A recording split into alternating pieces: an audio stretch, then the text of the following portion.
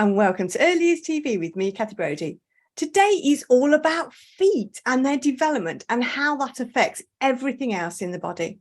And I'm just delighted to be joined today by author Bernie Landels.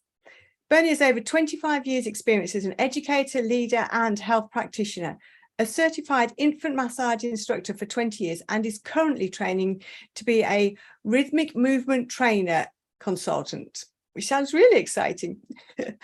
Unable to work face-to-face during the pandemic, she embarked on a journey of research and discovery and wrote the most amazing book, Finding Their Feet. And I will make sure that there's links in the words that go along with the videos, folks, so you can have a look at that straight away. And it is so much more than just feet as well. Have a little look. Bernie works in private practice in Oxford in the UK, working with all ages, but focusing on pregnancy massage and sharing the joys of infant massage. And I'm delighted she's found time to come out of her busy schedule to come onto Early Years TV today. A very warm welcome, Bernie Landels. Thanks, Kathy, and hi to everybody out there. Oh, well, thank you so much. As I say, the book is just fantastic, feet and so much more, but that's where it starts. But let's unwrap that right to the very beginning. Tell us all about primitive reflexes. Feet and primitive reflexes when children are first born.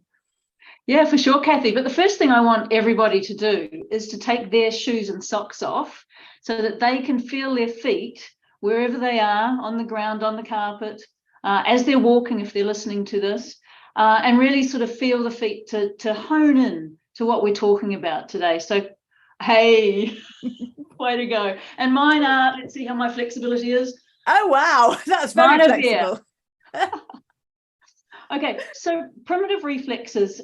Look, when I was researching the book, it opened this whole can of worms for me because as a mum, I knew about the grasp reflex and I knew about the rooting reflex, but there's a whole realm of other ones. With the feet, there's two primary ones. So similar to the grasp reflex in the hand, you get the plantar grasp. And so, you know, you may have seen it when you're touching a baby's foot and the toes sort of just curl. It's so cute. Now, that reflex actually sort of emerges. So reflex sort of emerge and then they sort of develop, and then they should actually eventually transition or integrate into adult postural reflexes or disappear.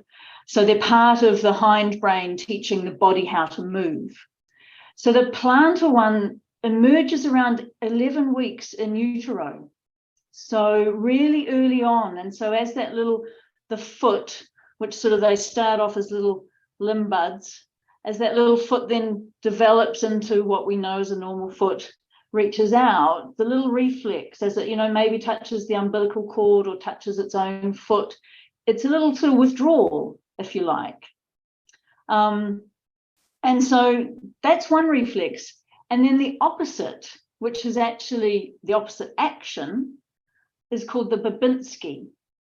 Named after some Babinski guy in the late 1800s.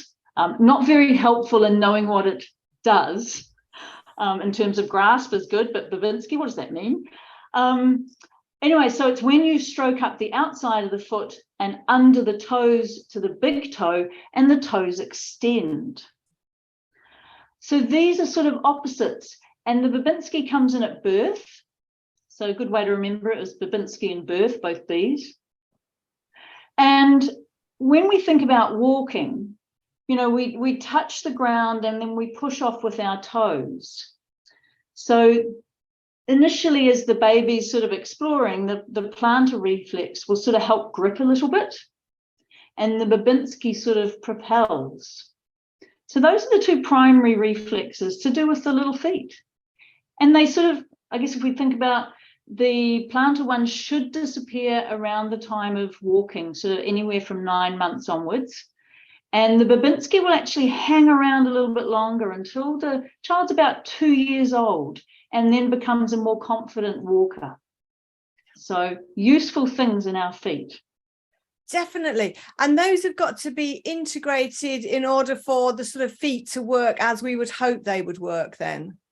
Yeah, absolutely. And, as I say, I learned a lot when I was writing this book. And then my training into becoming a rhythmic movement trainer, I didn't know that if you get a hole in your sock where your big toe is, on top of the big toe, that's a sign of a retained Babinski reflex.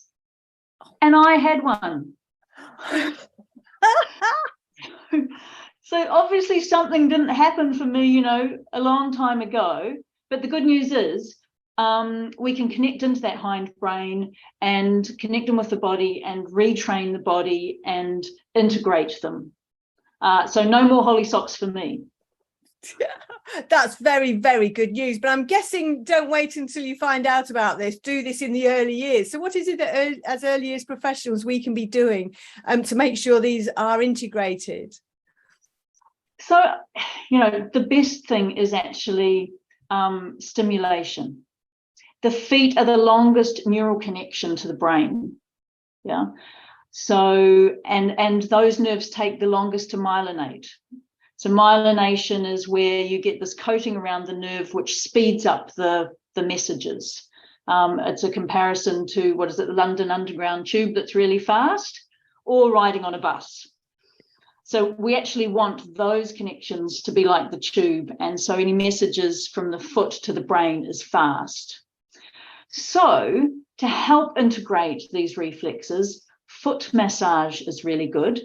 So, if you've got consent to touch, or if you've got slightly older children, why can't they massage each other's feet? Have a little bit of fun. That's a good way of doing it. But foot massage, but also having the feet free so that the infant or the child can experience different sensations and touch, because all of that will help the neural connections, but also to integrate, because we need this touch and the pressure and the experiences of the foot moving to help these integrate. Yeah, what about children who've got very, very ticklish feet? My brother's got horribly ticklish feet. You couldn't touch his feet at all when he was a kid. Yeah, but why are they ticklish? Yeah, so ticklish is a response, yes, and it then becomes a bit of a game. Yeah, so and is it that the foot is sensitive? So there are sensitive, issues out there for children. So, some nice firm touch, massage where it's not ticklish.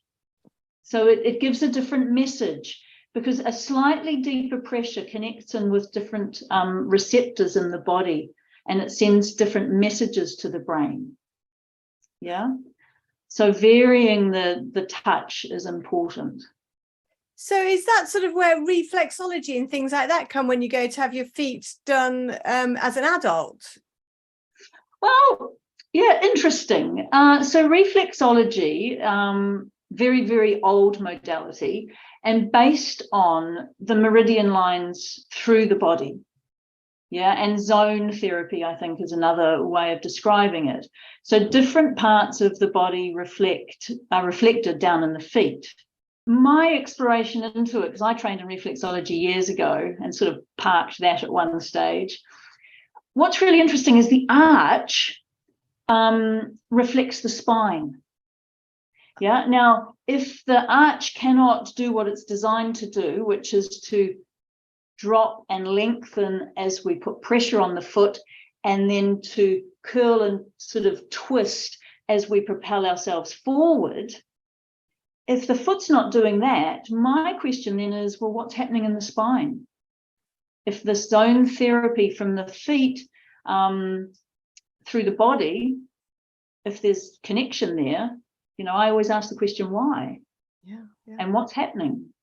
And of course, you've got a gorgeous picture in the book as well of two little feet with all the different zones on there, like the well-being and so on, as you can see there now, which relate to different areas of children's development. So, right. So, this is a sort of an almost redundant question, I guess. So what are the benefits for children for going barefoot then in that case? So when you look at this image, you can see that the baby's foot is not developed at all.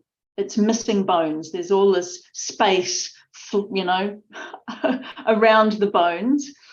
So that's to, you know, keep that in mind. Keep this image in mind, because when the baby's born, there's only 22 bones, and we end up with 26 bones in each foot.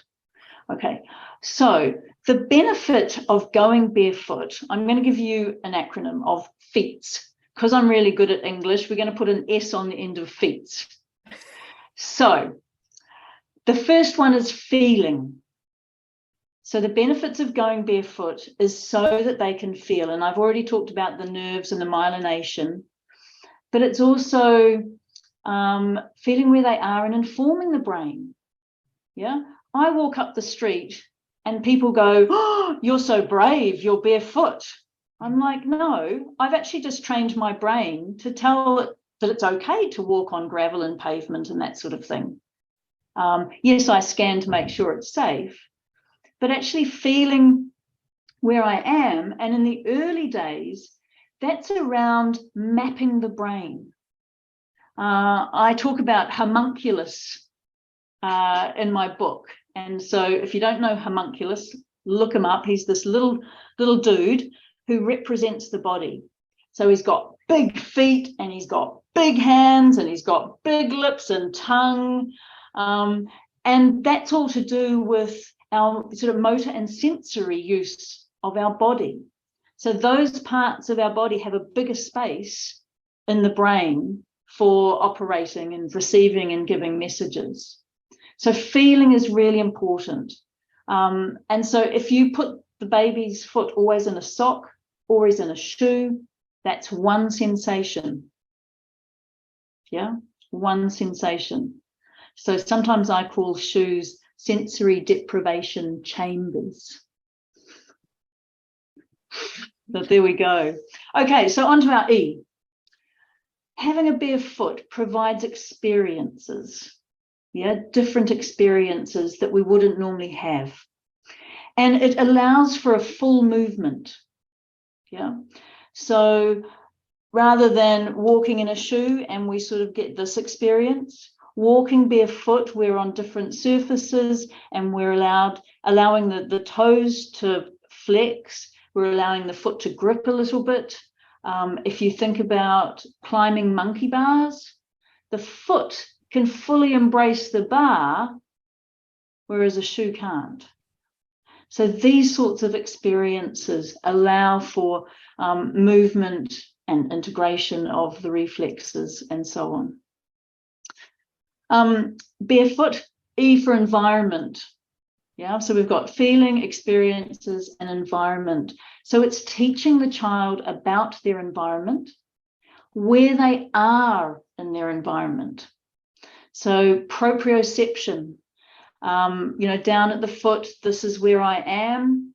If I jump, this is where I land.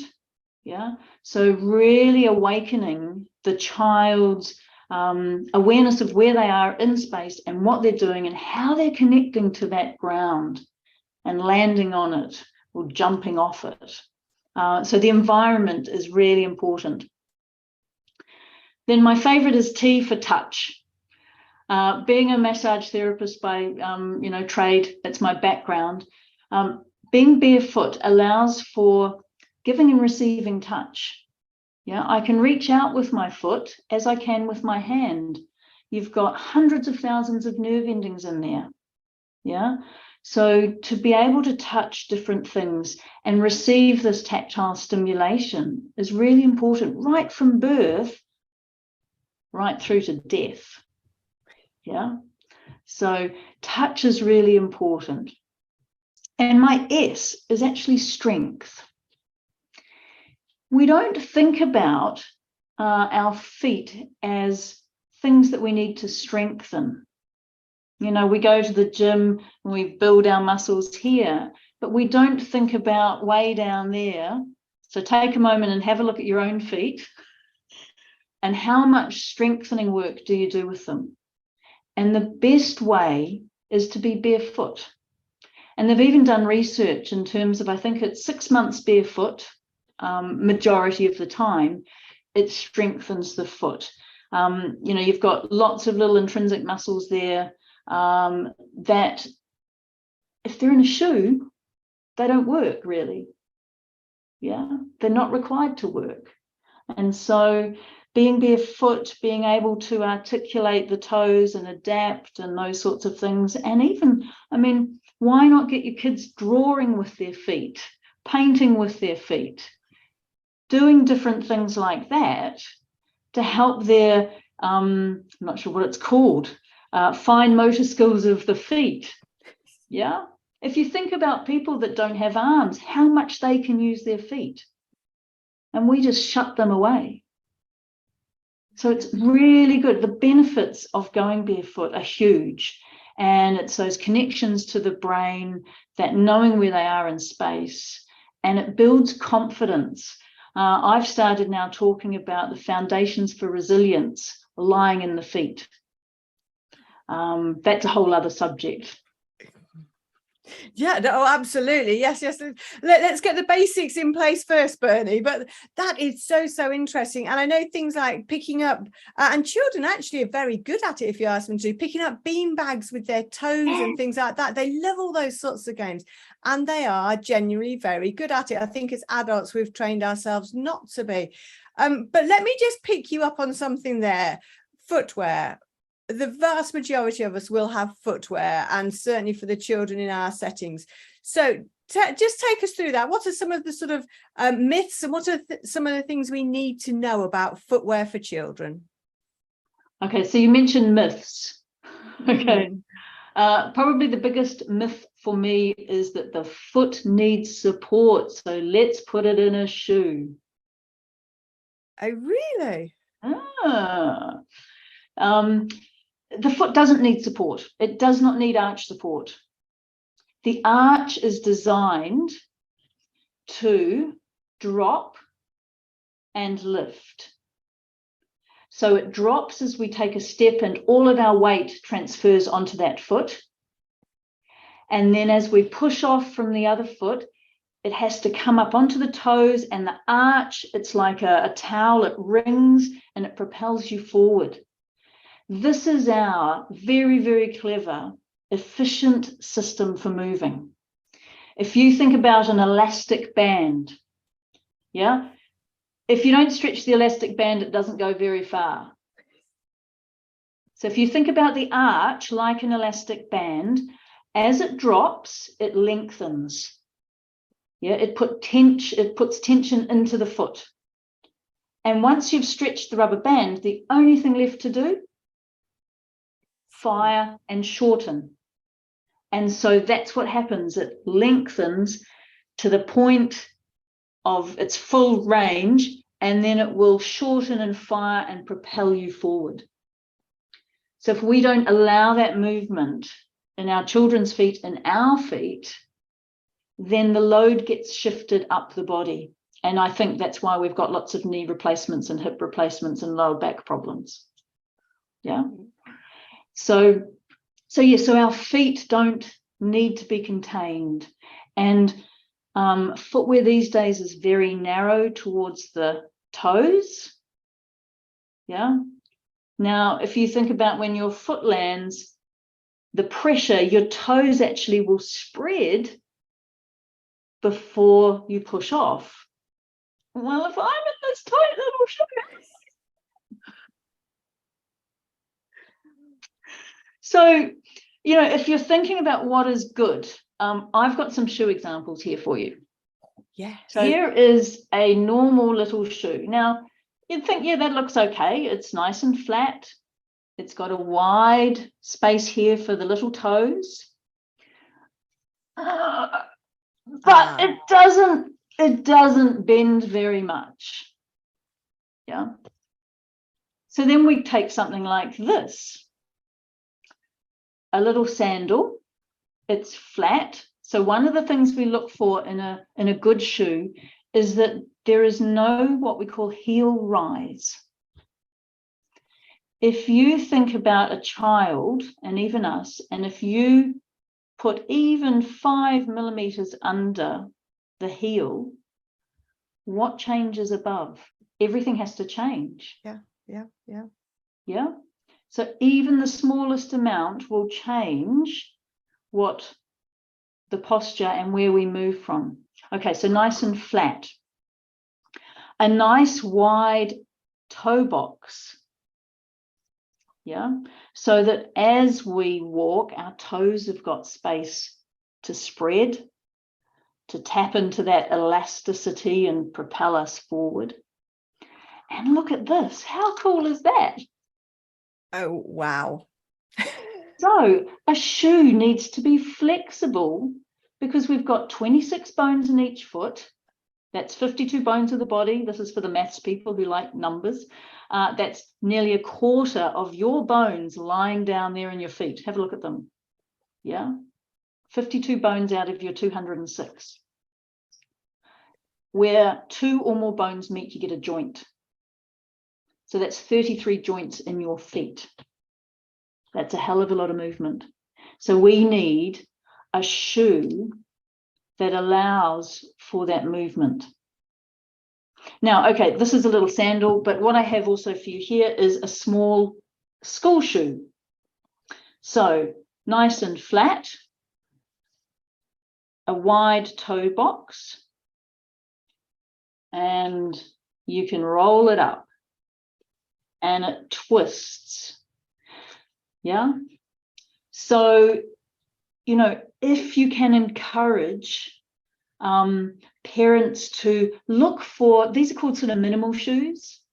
In the UK, there's an online company called Happy Little Soles, and they sell all of these sorts of shoes, and they sell big people's shoes as well. So a little plug for them. If you can encourage people to look for these shoes, and also they're really light. Yeah. So no longer have you got this very heavy weight at the bottom of the leg acting like a pendulum and changing how somebody walks. It's very light, feather light, and it doesn't affect how you walk. If you can't encourage this sort of thing with your parents and even for your own children and yourself, then barefoot's best. Yeah. What about if you just in socks then? I mean, that's sort of halfway. I'm thinking it's getting chillier here in the UK and it's a little bit cold to be in barefoot. What about socks? Yeah, look, socks are okay, but again, you've got to think about why you're wearing socks. Are you at home today? I know you took your socks off, Kathy, but were you also wearing gloves? No. Yeah, and as adults, yeah, we get cold feet, and so we put something on them instead of moving them to keep them warm. Yeah, whereas if you get cold hands, you do this, you know, and you keep going.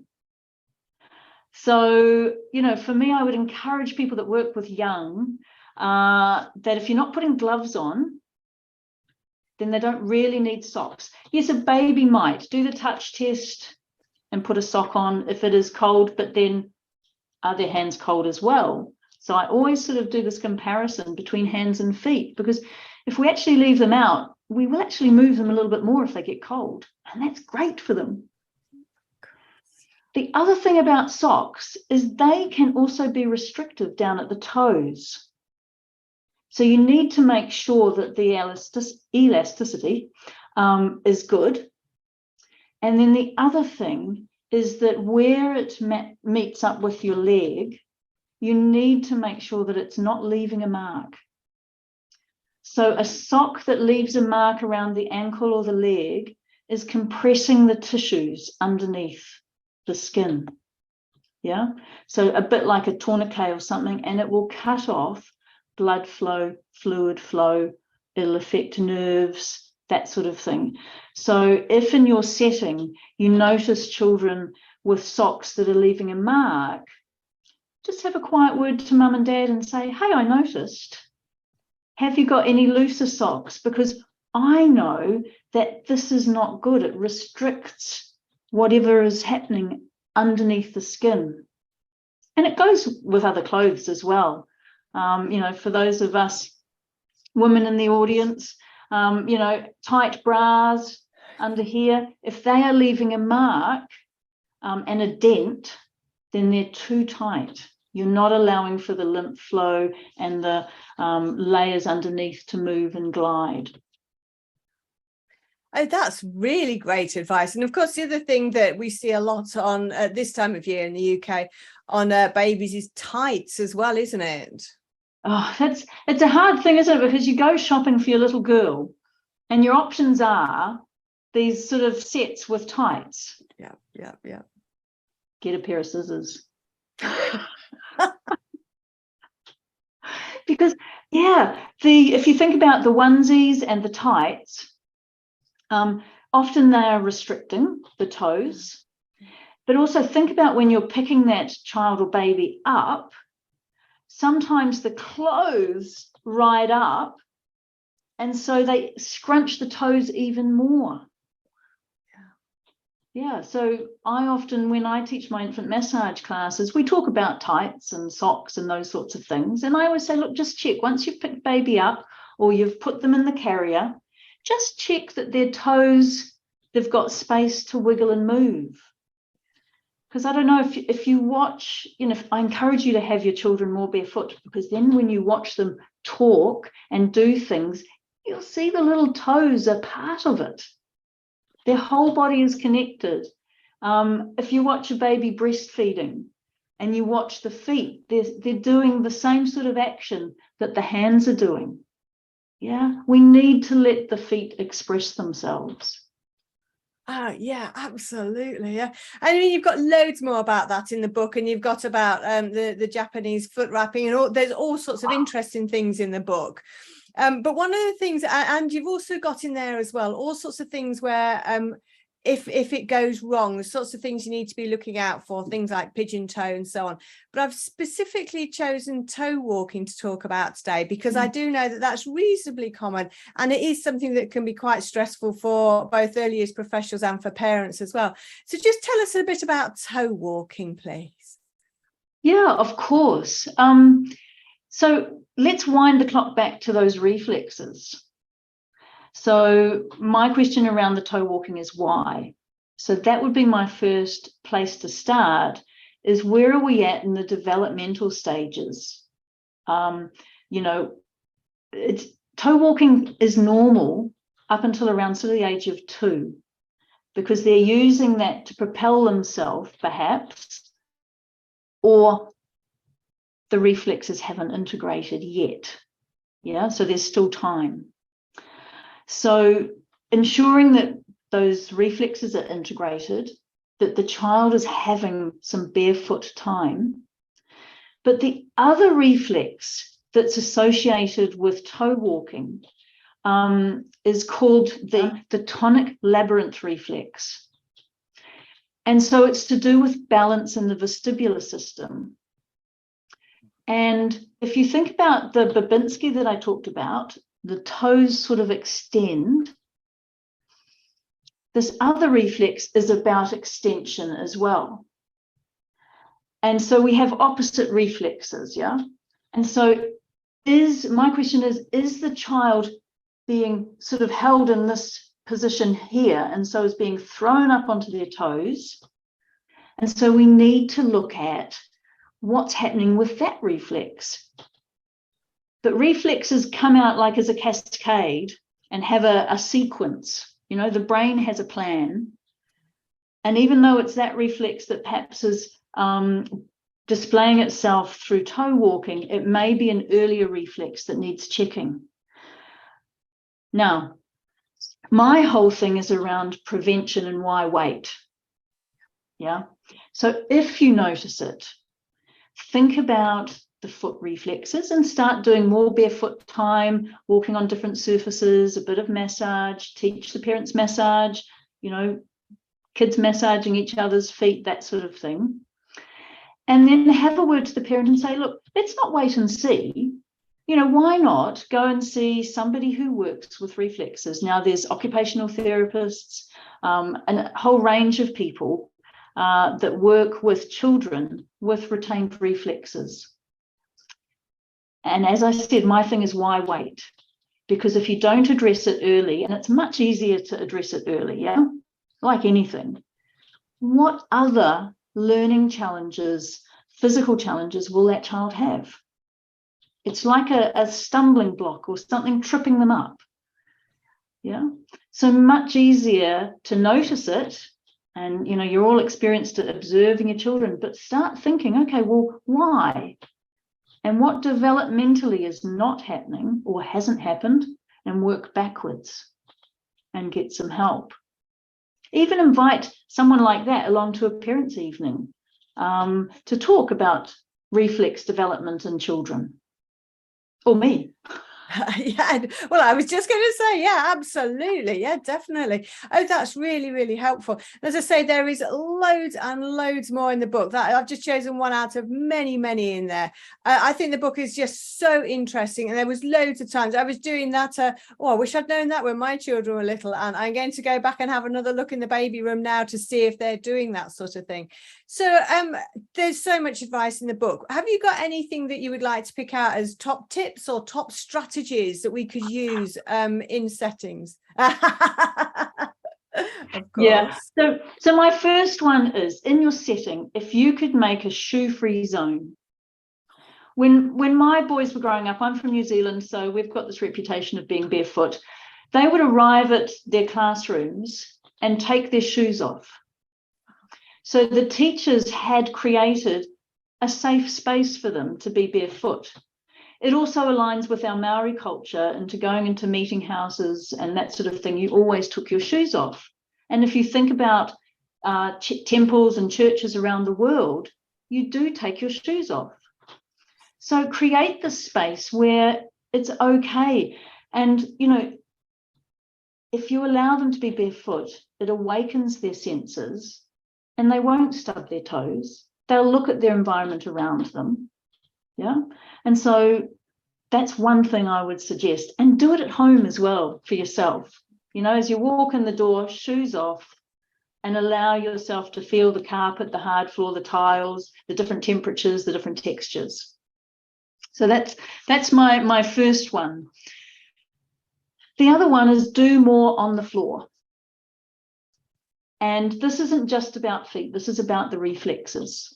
So from the earliest age that you've got children in your care, do more on the floor.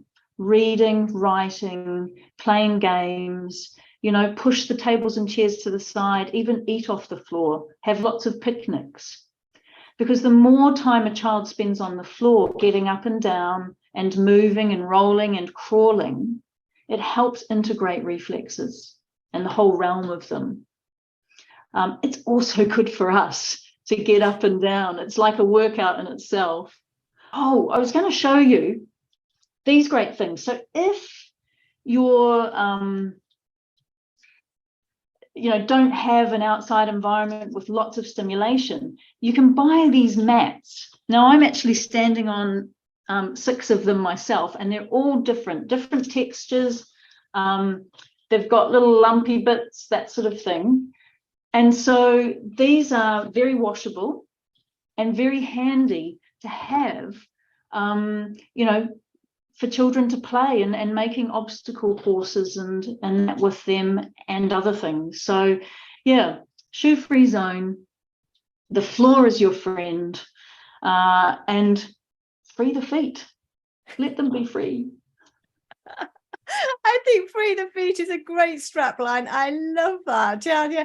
And certainly I've seen people do some amazing things outdoors with sensory walks. They've got gravel and grass and mud and all the sorts of lovely things, and often based around we're going on a bear hunt and that sort of thing. But yeah, great for the feet. How super. Well, Bernie, it is so interesting chatting with you. I absolutely love the book. Where can people find out more about the book and your consultancy work as well, and actually have you come in and talk to people direct? Yeah, absolutely. So you can get my book from my website, so www.bernielandels.com. There's a page there. You can get a free chapter if you just want a taste. You can get a free chapter download. But it's available on all the Amazon and online platforms to get. And obviously it's available as an ebook as well, because I think that's what you've got, Kathy. I did, yeah? absolutely. And yeah, on my website, there's a contact form. You can just reach out. I really would love to, talk to any early years settings in particular about how we can empower parents and how we can explain the why behind what we're doing. Because I think once we understand why, we go, oh yeah. And if I can, like you, Kathy, if I, when I was writing the book, I was like, oh, I wish I could have, wind the clock back 20 years to my children. They've grown up okay, but there's some certain things I would have done differently. Yeah, exactly. Yeah. Oh, and I will make sure that there's a direct link through to your contact form there. So there's an absolute challenge there for you, early years professionals. Contact Bernie, share your ideas, and let's get going with parents getting the message as well as in our settings. Wow, Bernie, it's been so interesting. Thank you very, very much indeed for coming on to talk all about feet and how that affects us. Really appreciate it. I'll have to have you back on to explore some of the other areas in the book as well. That would just be so good. But for the moment, Bernie Landells, thank you so much for coming on to Early Years TV and talking feet. You're welcome. And I look forward to welcoming everybody to the next session on Early Years TV.